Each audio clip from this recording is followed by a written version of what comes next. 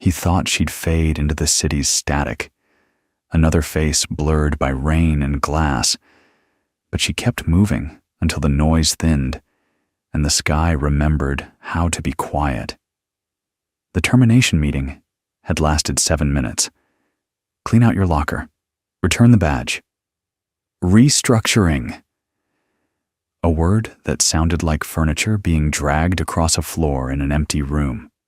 She left with a cardboard box, a frayed backpack, and the dog who had once followed her out of a shelter alley and never left. Finn. Yellow coat, gone. To dusk. Eyes. Like the part of morning that hasn't decided whether to brighten. They slept 2 nights under an overpass, then 1 in a bus station, then none at all, because sleep requires the kind of safety she'd forgotten how to afford.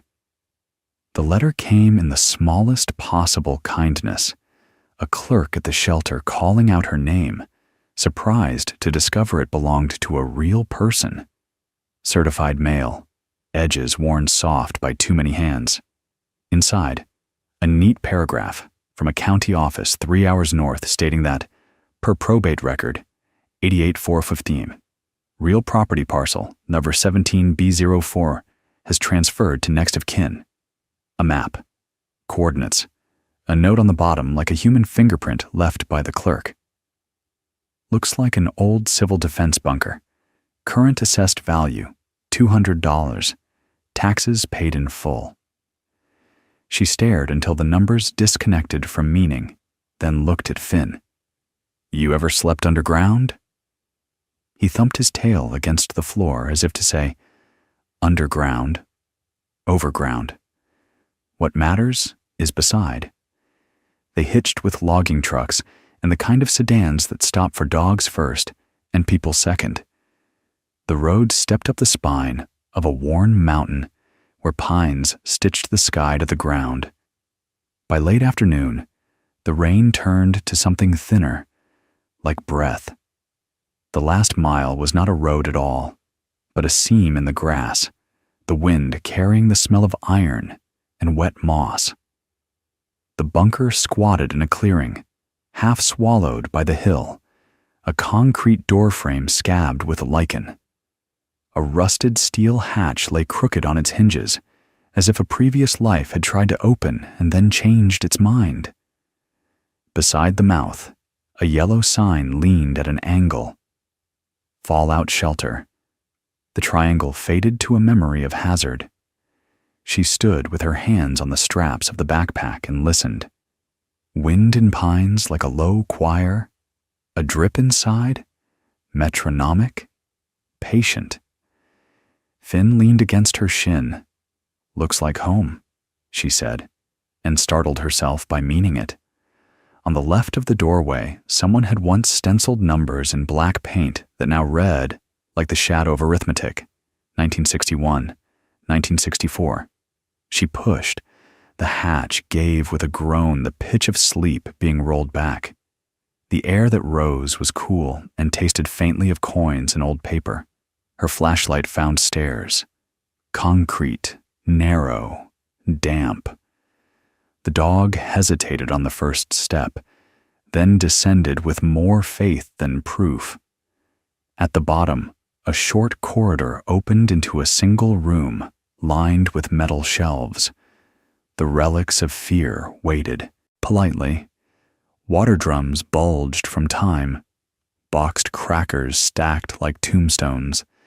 A hand-cranked radio sat open to silence. On the far wall, someone had chalked a row of dates and crossed them out with a single hard stroke.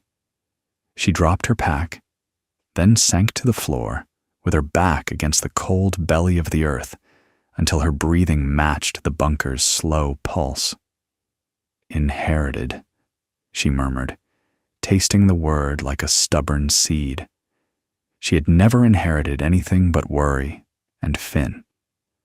A tag hung from a nail by the doorway, its string fossilized with dust. Henslow Family Unit, Cap 6.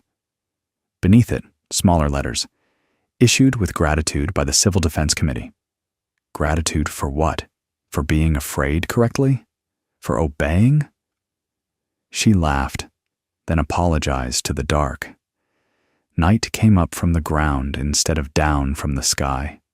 She unrolled her sleeping bag, gave Finn the last of his kibble, and ate saltines that tasted like salvation, pretending to be food. She thought about calling the number on the letter to make sure it wasn't a mistake, then didn't. She made a vow she didn't say aloud. Stay 3 days. See if the roof leaks. See if the mountain recognizes you as something other than a passing ache. On the second morning, a fog sat in the clearing, like a visitor who hadn't yet decided to knock. She found a narrow vent shaft at the back with a ladder that rose toward a square of pale light. The rungs were slick with condensation, her palms burning with cold. At the top, a rusted grill gave to the wrench of her fingers and swung outward, opening into a small concrete cupola at ground level. Ivy groaned through its cracks like veins. From there, she could see the curve of the hill, the brittle grass, the pine line like a sentence that had decided to end without a period. And farther off, the roof line of a house she hadn't noticed the night before, gray and square-shouldered, swallowed in ivy, windows blank. She climbed out and stood at the edge of the clearing, Finn ranging forward to the line where the meadow turned to a rough path. The house waited with the patience of things that can afford to. Up close, it was larger, a country manse 2 centuries past ambition, twin chimneys bruised by weather, a 2-story porch whose railings leaned toward each other like old men conspiring, stone steps buckled by stubborn roots. The front door was bolted by a chain that had become more idea than metal. She pressed her ear to the wood and heard nothing except the house trying not to remember. Finn nosed a gap in the porch where boards had surrendered. Something glinted at the edge of the step. Brass, oval, stamped with a number, Il-14. She recognized the parcel suffix from the letter and slid it into her pocket. The metal, unexpectedly, warm. On the 3rd day, while sweeping dust from the bunker's floor with a pine branch, she found the hatch in the hatch. A square seam in the concrete beneath the shelf where the food drums had sunk. She circled it with the light, knelt and ran her fingertips along the edge until they caught on a cut for a hand. When she pulled, the panel lifted with the reluctance of an old habit being questioned. Below, a cavity no bigger than a suitcase, the air inside colder, cleaner, as if protected from time by intention. A wooden box lay within, wrapped in oilcloth and bound with 2 leather straps. She hauled it out, set it on the table that had been engineered to be everything: a desk, a message station, a place for a family to count the days until the numbers quit mattering. Finn placed his chin on the table edge as if to bless the proceedings. She cut the straps with her pocket knife, peeled back the oilcloth, and found not jewels or bearer bonds or the kind of cash that could transform a person in a heartbeat. She found tissue paper parcels tied with string, envelopes numbered with blocky handwriting, a gray cassette recorder with a single tape labeled in pencil, "Play Me First," a folded blueprint, a ledger, a stack of Polaroids whose chemical ghosts had faded into a palette of pewter and bruise. She pressed the recorder's big square button, expecting only static, and was greeted by the sound of a sleeve brushing plastic, and then a man's voice that approximated a whisper by moving slowly through the mouth. If this plays, then the latch held. My name is Richard Henslow. My father poured this bunker, and we stocked it the way you stock a heart, with things you hope you won't need but keep anyway. If you're another Henslow, I'm sorry. If you're not, I'm grateful. Either way, what you found is a debt measured in strange arithmetic. The voice paused as if turning to look at something beyond the microphone. You will see numbers in the envelope I've marked with a star. They will say $300 million. It's a fiction I made up to learn what truth weighed. Don't be angry yet. She froze, tape to ear. 300 million. The number didn't fit in the room. It didn't fit in her life. It felt like a joke and a verdict. She let him continue. During the war and after, Henslow and Hart took contracts we weren't ready for and paid men less than they were owed. When the dam failed, it was an act of God to the papers and an act of negligence in rooms where no one wrote anything down. People drowned. We called it weather because weather can't sue you. I carried that number in my head until it made a nest. When my hands shook too much to sign, I started writing instead. Every name I remembered, every story I overheard, at the diner from men who sat with their hats in their hands and never looked at me long enough to know I was listening. I asked the preacher how to pay back the unpayable. He said, by living right from now on, which is the sort of thing you say when your hands are clean. I decided to build something and call it penance. Finn's ears lifted at a sound on the tape. A scrape. A match. This bunker exists because we were afraid of the wrong catastrophe, Richard said. We feared the sky breaking open when what was breaking was us. I made a ledger of the wages we kept by accident and then on purpose. I multiplied by years, by nights without heat, by empty plates, by the word daddy said to a man who was too tired to answer.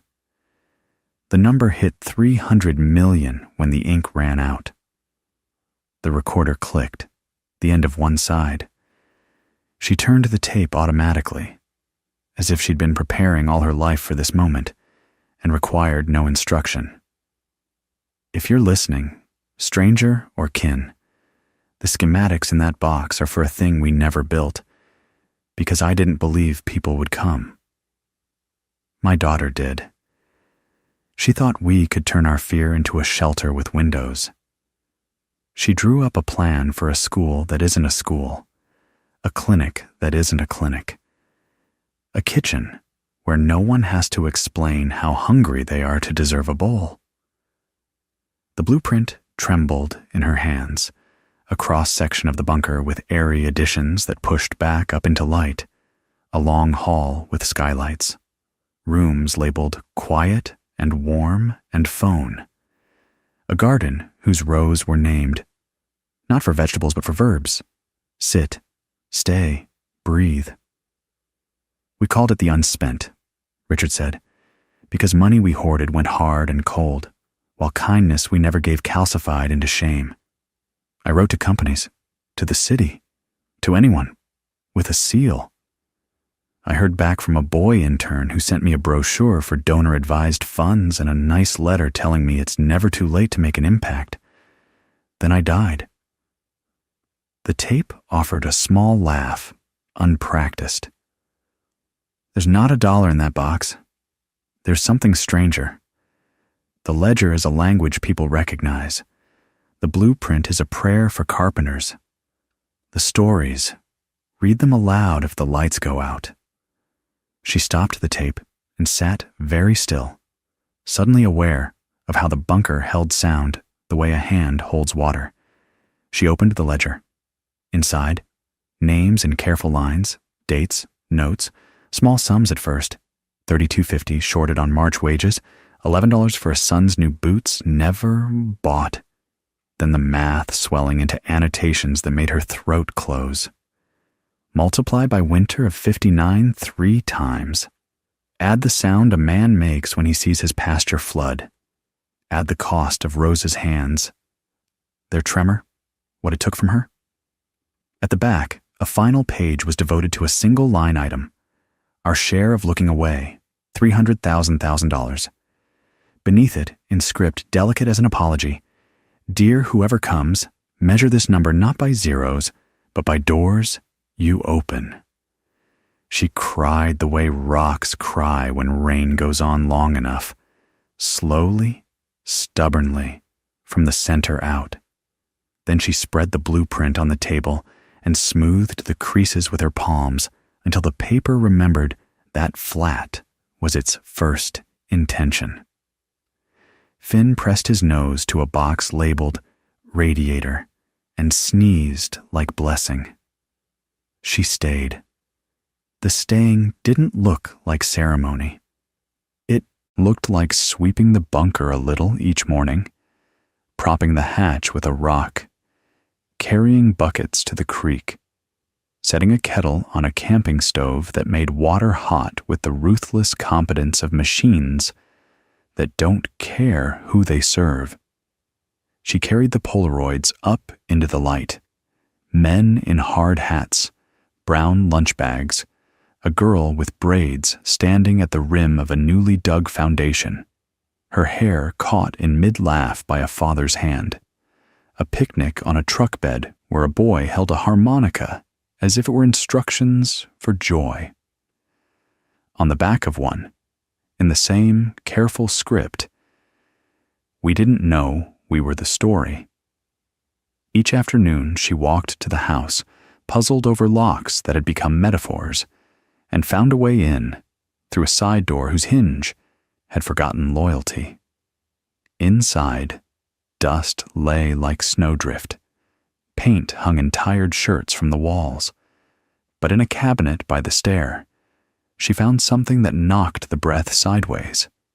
A row of notebooks labeled with a woman's hand.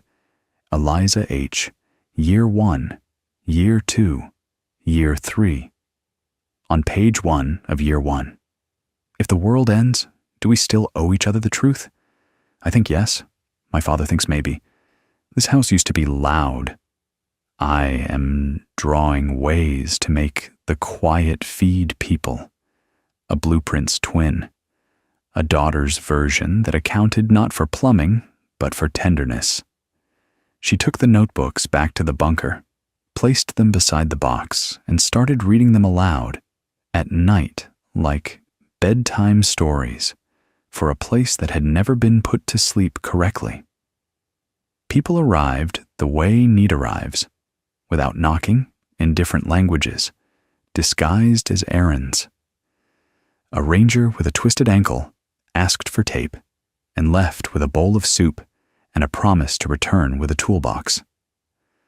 A woman in a sedan with a sleeping child in the back seat stopped because the tires were wrong for gravel.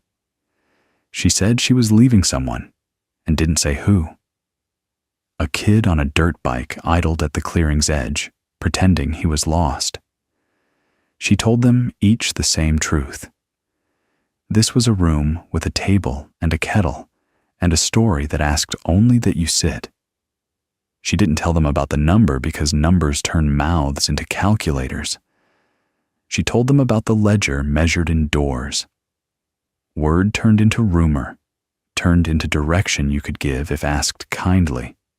Volunteers came, because the mountain likes to watch people do things that aren't for sale. The ranger returned with tools and a grin like a fix. A retired electrician eyed the panel with affection and said, "Old, but honest." Two teenagers dragged fallen branches into piles and then, in the way of the young who don't yet fear their own goodness, painted a sign for the road, "The Unspent." Underneath, smaller. "All we have is time and hot water." She filed something at the county office because some kinds of kindness need paper armor. The clerk remembered her from the shelter phone call and asked no questions that bent the spine. The bunker became less bunker. By the hour, They cut in a window from the blueprint and framed it with wood that still smelled like the tree it came from. They ran a pipe to carry creek water through a filter built from patience and gravel. They painted one wall the blue of gentle systems.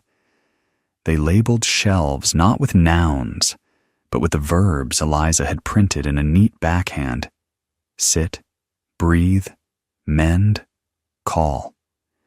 She slept better underground than she had in any above-ground room, because the earth made a promise it had always intended to keep.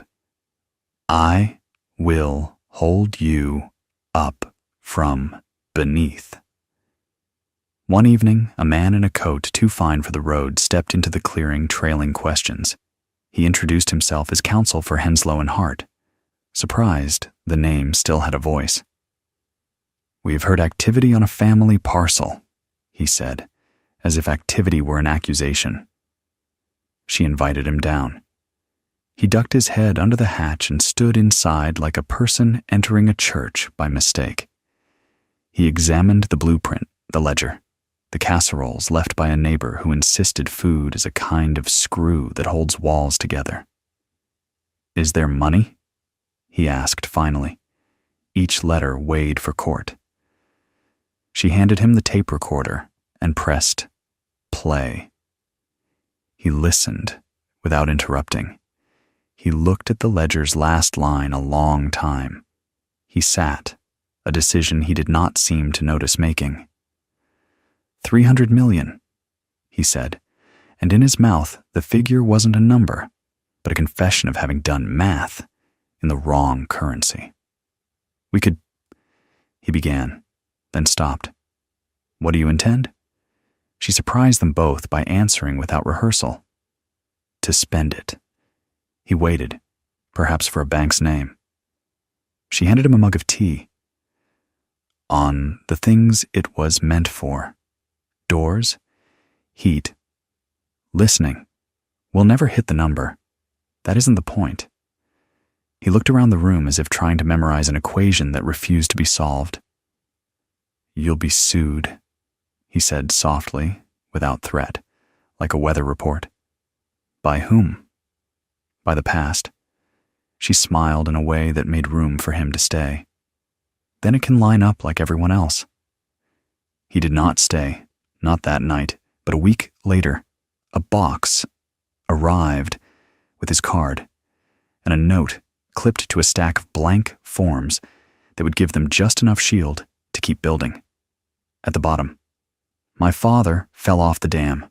No lawsuit, no funeral. Thank you for letting the number be something other than dead weight." She wrote receipts to no one and kept them in a jar labeled for what was never owed. Winter found them. Snow drew its careful white across the clearing. The bunker breathed slow, its pipes ticking, like a house trying to tell you the temperature of its dreams. On the coldest night, a woman knocked, lips blue with the particular exhaustion of never having been asked what hurts. They warmed her hands and said nothing that needed permission. She slept on a cot under a blanket that smelled like cedar and clean. In the morning, she cried at the kettle's whistle, which is to say, she experienced the rare miracle of an ordinary sound arriving on time. "What do I owe you?" she asked, panic tightening the throat muscle that governs worth. "A door," the caretaker said. "Open one for someone. Somewhere." In the ledger's back pages, she began a new section with a felt tip marker because the old ink's grief had earned a rest. She titled it with a private joke and a vow, "Returns." Underneath, in a smaller hand, December 12th, girl with green hat laughed again. January 3rd, Tom fixed the outlet and taught Max. January 9th, someone left 10 pounds of potatoes and no note. February 1st, Finn is fat. The number at the top of the old page did not change. It did not need to. The blueprint went soft at its creases from being folded and unfolded by many hands, the house up the hill lost some ivy and gained a door that didn't fight the weather so hard. She hung one of the Polaroids on a nail by the new window. Eliza's laugh caught in halide, proof that light leaves a record when asked. On Thaw's first day, a boy arrived carrying a shoebox. He emptied it onto the table. Coins, a watch with a stopped heart, a ribbon, a plastic medal that once meant first. He said, "My granddad worked here. He kept these. They feel heavier than they look." She thought of the line in the letter, "Measure by doors," and put the medal on a shelf labeled Mend. "Help me hang a curtain?" she asked. And he did. And later, she watched him eat soup like someone learning a new arithmetic for hunger that has answers. In the late spring, a letter came, carried by the same clerk who wore the same kindness, like a badge you can't pin to a shirt. The envelope was addressed to no one in particular, the bunker that isn't, and inside was a check for a sum that would have once dented her breath and now felt like an ingredient. On the memo line, "In memory of a father who was paid $2 short and never kept score." She tacked it to the wall with a pushpin until she could decide which door it was. When she dreamed now, the dreams were not of falling or of being measured and found missing. They were of doors, hundreds of them, all slightly ajar, with light leaking without humiliation. Sometimes in the dream she was a child again, and the dog was new, and the world was cruel only on schedule, and she woke with the distinct physical sensation of being permitted. On the anniversary of arriving, the date she hadn't meant to mark, but that had marked her anyway, she climbed to the house with Finn and sat on the porch steps. The wind in the pines made the same old argument with itself and lost again beautifully. She took the brass oval from her pocket, the one stamped 014, and rubbed it with her thumb until a dull shine admitted itself. "We're staying," she told the house. "But we'll keep the hatch open." The house seemed to lean, a little less tired. Back below, she pressed play on the recorder one last time. Though she knew every word, Richard's voice arrived already woven into the room. "Dear, whoever comes, measure this number not by zeros, but by doors you open." She paused the tape and spoke into the machine without recording, because some answers are too soft for plastic. "We did," she said. "We're doing it now." Finn sighed in the manner of dogs who know when a vow has been made out loud. Evening gathered itself around the hatch. The clearing held stillness without holding its breath. She set the ledger open on the table to today's page. She wrote nothing under returns, because some days the return is the day itself. She blew out the lamp. The dark arrived like a friend who knows not to speak first. And somewhere above ground, beyond the pines, beyond the tilted chimneys, beyond the last good mile of road, lives unseen by her, but touched all the same, adjusted themselves a fraction toward warmth, as if a number in the world had changed not by digits, but by a door, quietly unlocked and left that way